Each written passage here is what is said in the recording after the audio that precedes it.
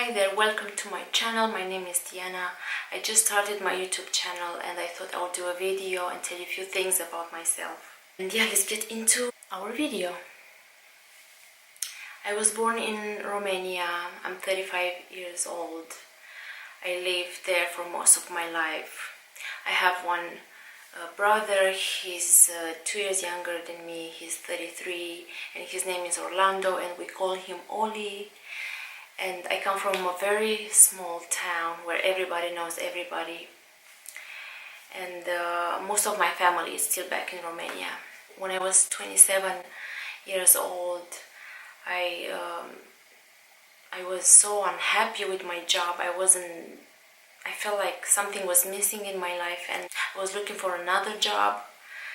And I decided to go and join an airline in the Middle East and become a cabin crew. And that was my first flight ever. For the first 27 years of my life, I've never been on a plane, and I was leaving Romania to become a cabin crew. And I remember my parents were so worried because they were afraid maybe it's a scam, like maybe the company is not real, or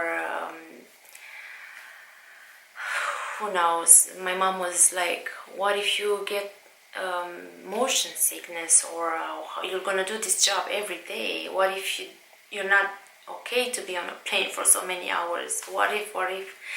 But in my heart I had a feeling I knew I'll be okay. I felt like that's what I'm supposed to do. I felt like that's what's gonna make me happy. And I remember I had my interview in January 2009, and you go through so many tests, and then you have to wait for another email, and it's a long process. And I joined the airline in October, so I had to wait almost for 1 year, but I never lost my hope. I knew that's what I was meant to be. So in October 2009, I left Romania. I went to Abu Dhabi. If you don't know where Abu Dhabi is, like half an hour away from Dubai. And I joined this airline. I'm not sure if I can mention the airline. So I joined an airline to become a cabin crew. I had a training for almost 2 months. And then my life changed. I started flying all over the world, because you fly international. It's not like you have to wait a while to fly international. You can fly right away. I suffer from anxiety. I think that's the reason I'm so shy sometimes. I have some insecurities about myself, and that makes me sometimes not say the right words, or afraid to say something wrong and people might judge me, or I don't know, something like that. So my first flight was to London, and I remember I was so scared, like I cried before the flight, because I wasn't sure if I'm gonna be able to do that, like with so many people on the plane. But I was fine. I lived there for 5 years and a half, and I've been to all over the world. I've been to Europe, to Australia, to Asia, to India, to US, to Brazil, to Africa, South Africa, to, I don't know, all over the world. I haven't been to North Pole, and that was one of the most happiest times of my life. And that's where I met my husband. We met on one of my flights. I've made a lot of amazing friends there, and I miss them every day. And in 2013 is when we got married here in US. And then in 2015 I got pregnant, my first pregnancy. And so when I got pregnant, I also got my green card, and I thought that's the time when I have to stop flying and move to US and start a family, have a baby, become a mom, because I always wanted to be a mom. I don't know why. I had this emptiness not emptiness, but I was never fulfilled. Something was missing, and I always wanted to have a baby. I wanted to be a mom so bad. So in May 2015, I left Abu Dhabi and I moved to US. I was 11 weeks pregnant, I think. And before my flight, before coming here, I've been to the doctor. They did an ultrasound, everything looked fine. They gave me the clearance to fly, even though it was an early stage in pregnancy, but I wanted to make sure I'm okay, everything is okay. So I moved to US, and then after 3 or 4 days I got here. I had my first appointment with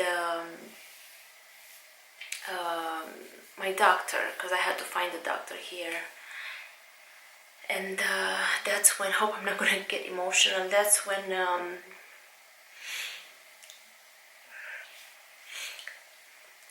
every time I talk about my miscarriages, I get so emotional. And okay, anyway, okay. So that's my first visit at the doctor here is when they told me there's no heartbeat. And in Abu Dhabi, before I left, there was a heartbeat and everything was fine. So I had I think it's called a missed miscarriage, because I had no bleeding, nothing. I didn't know I miscarried. Weird thing is that while I was still in Abu Dhabi, I had a dream one night. I think I was around 9 weeks pregnant. From 9 to 11 weeks when I moved here, I haven't been to a doctor. So the last time when I went to see a doctor and they gave me the clearance was when I was 9 weeks pregnant. And at that time, I remember I had a weird dream. I had a dream that I miscarried. And I was crying so bad in my dream, and I was like, oh, please, no, I don't want to lose this baby. I want to have this baby. And then I woke up and I realized it was just a dream, and I had such a relief. I felt such a relief that it was just a dream, but it affected me in a way, that dream, I don't know. And it's like my body knew I miscarried, but I had no symptoms, like I said, no bleeding, no nothing. So only after I got to US and when I was 11 weeks pregnant, they told me there's no heartbeat. And when they measured, it was measuring like 9 weeks. So that's when the pregnancy stopped. And me and my husband and my family, we were so heartbroken because we were so excited about that pregnancy, about having a baby. And I apologize. So yeah, and that for me was that period when I moved to US was so hard because I had no family, no friends. Then I lost my pregnancy, and I had no insurance at that time. So when I asked how much it's gonna cost me, because I had to go for a DNC. If you don't know what a DNC is, they have to clean, remove your baby, clean inside. And I think you can wait and miscarry, wait for your body to get rid of the baby, but you can get an infection or something. So anyway, so when I asked how much the DNC is gonna cost, and I had no insurance at that time because I just got to US, they told me it's around $9,000, and I was like, $9,000? With those money I can fly back to Romania and do it. And then I found a clinic and did it for less anyway. And because of what happened, and because I felt so lonely, I got into a depression at that time. I was very depressed. I felt so lonely. And then in July, same year, I went to Romania for a month to see my family, and I kind of got back in where I was before. I felt a little better, and I got my hope back that one day I'm gonna have a baby and we're gonna start a family. And in November 2015, the same year, is when I got Theo, my dog, because my husband travels a lot. He is with work and he's not here most of the time, so I needed something to keep me busy, keep me company. So I got this amazing little dog, Theo, which I love so much. He kind of saves me. He's like a therapy dog for me. And the same month I had to look for a job, so I wanted to do something that I love, and I got to work in a preschool and work with toddlers because I love babies, I love kids, and I worked there for almost 2 years, I think, or 1 year and a half, I don't remember. Yeah, for almost 1 year and a half. And in 2016 I got pregnant again in August, I think. Yeah, I can't remember exactly. I need to write down all these things because I have such a bad memory lately. So in 2016 September I got pregnant again, and after a miscarriage you cannot enjoy, I mean, you're not, wow. I was afraid to get too excited about the pregnancy because I lost a pregnancy before and you never know what can happen. So I was still going to the same doctor in October for my 10 week or 9 week scan. I went again and they couldn't find the heartbeat again, and there was, yeah, I miscarried. I had a miscarriage again for the second time, and I was upset with myself because I thought maybe I'm doing something wrong because I never had any symptoms, no bleeding, no nothing, and I thought maybe, I don't know, I felt a little guilty in a way for, I don't know why. It was heartbroken again for all of us. I remember I thought I'm never gonna have a baby again. But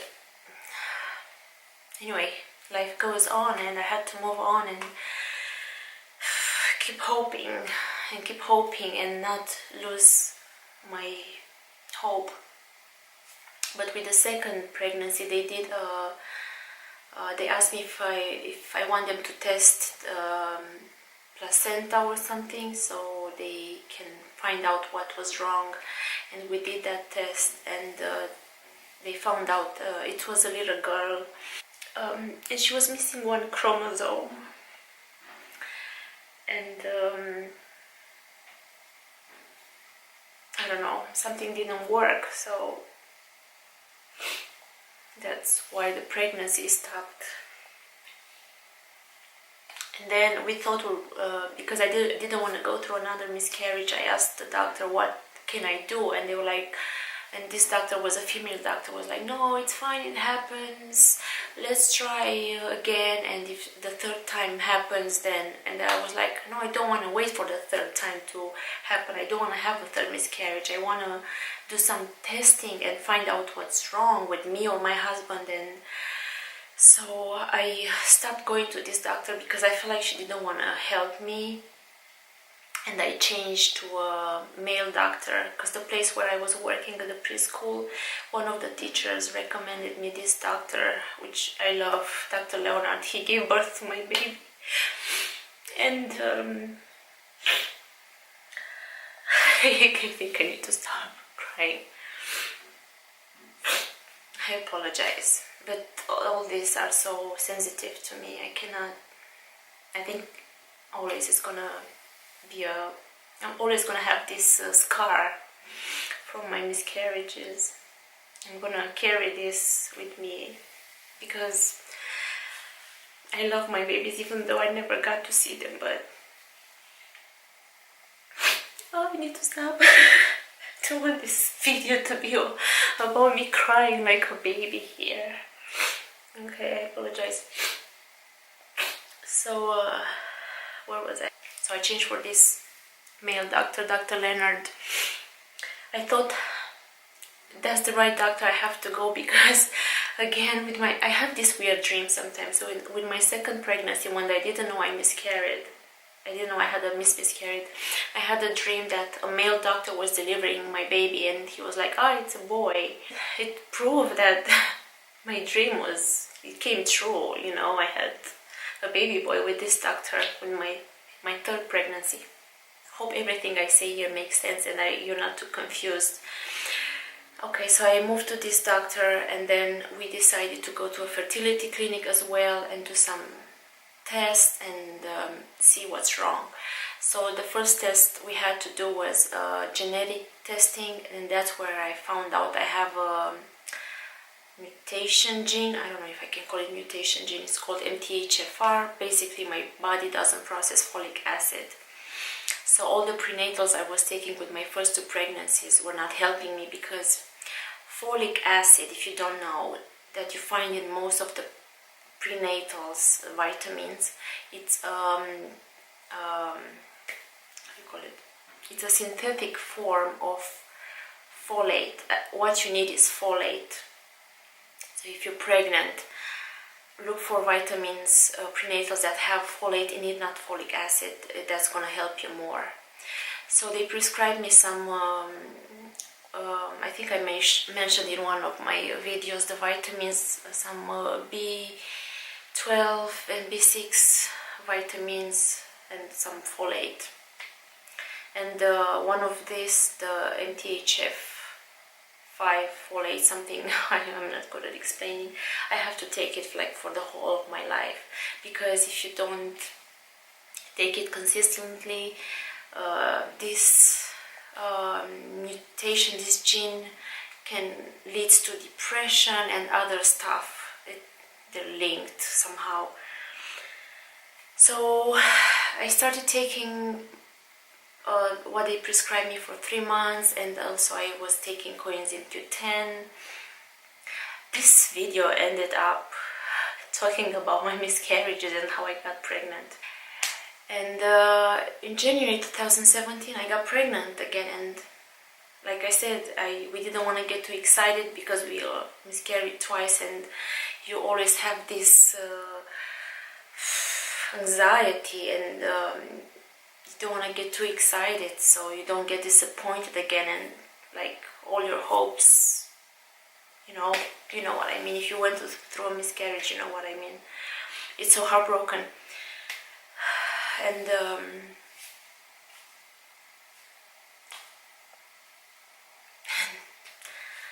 I got my baby in October 2017, and I love him so much.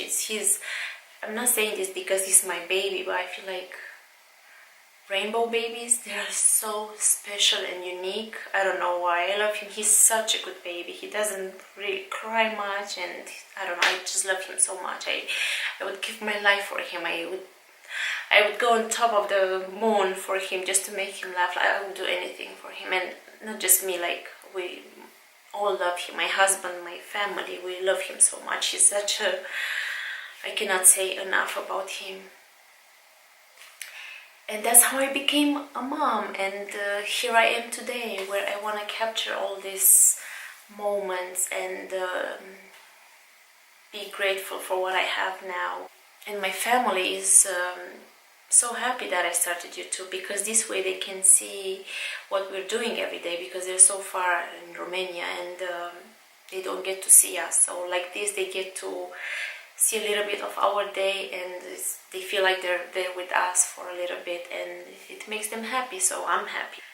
And that's kind of my story. If you want to know more about anything, please leave a comment, and if you have any suggestions for any videos you want me to do, please let me know. So far there's no comments. I don't know if people like any of my videos or they just don't care. I'm one of those people who used to watch videos and not subscribe or give it a like or leave a comment. but now I'm like, I am subscribed to some videos, and maybe I should get involved more. And yeah, that's my life. Thank you for watching. Hope my crying wasn't too annoying to some of you, and I'll see you in my next one. Thank you for watching. Bye.